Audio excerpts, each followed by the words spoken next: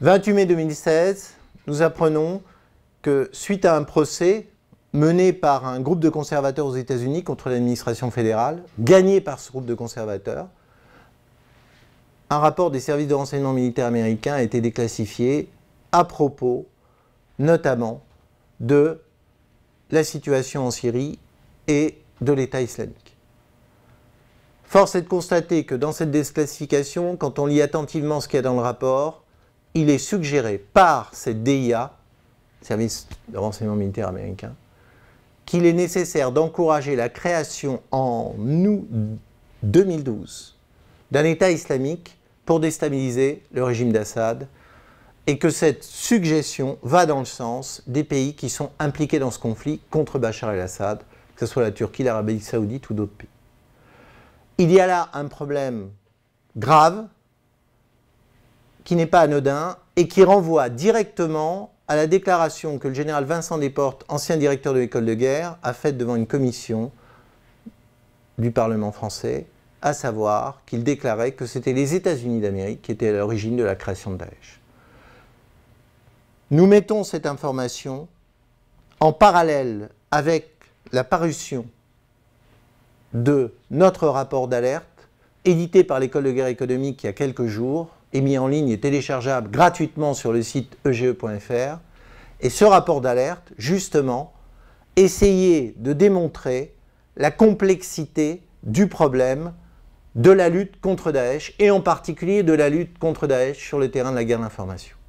S'il est avéré, et nous progressons de plus en plus dans cette direction, que les États-Unis d'Amérique, notre principal allié, a encouragé la naissance d'un État terroriste qui frappe le territoire français au début de l'année 2015, qui tue des Français, qui en blesse, nous sommes là devant une contradiction inextricable d'un choix géopolitique, suivre les États-Unis dans leur politique au Moyen-Orient, et d'une application complexe, voire totalement contradictoire, d'une politique pour assurer la sécurité des Français.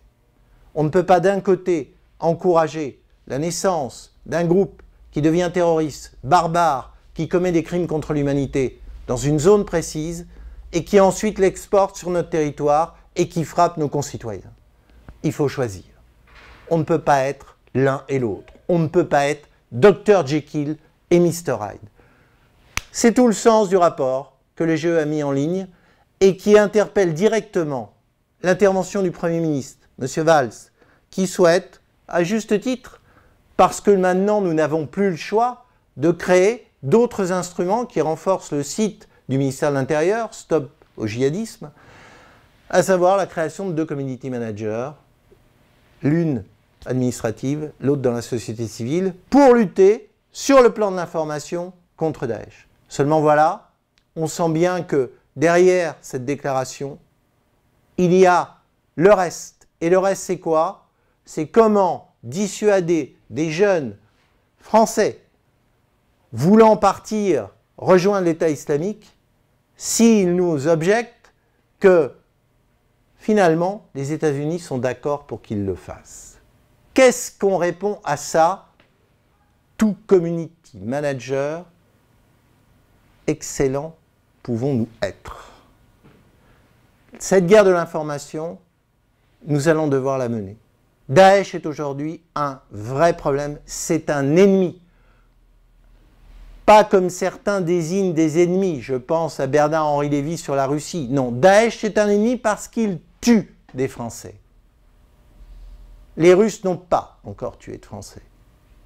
Nous sommes devant une situation grave et surtout, et je crois que c'est le plus important, il est temps de réfléchir et de prendre le temps de la lecture sur l'ensemble des éléments qui constituent ce dossier. Ça a été le choix de l'école de guerre économique, car nous savons que si Daesh refrappe en France, tue de nouveau des citoyens français, la question va devenir éminemment politique. Elle se résumera à une formule. Est-ce qu'il est possible, d'un côté, d'être l'allié d'un pays qui encourage un État terroriste qui devient barbare et criminel, et de l'autre, lutter contre des micro-actions, et souhaitons qu'elles se limitent à ça pour l'instant, sur le territoire national et qui tuent des Français. C'est tout le débat.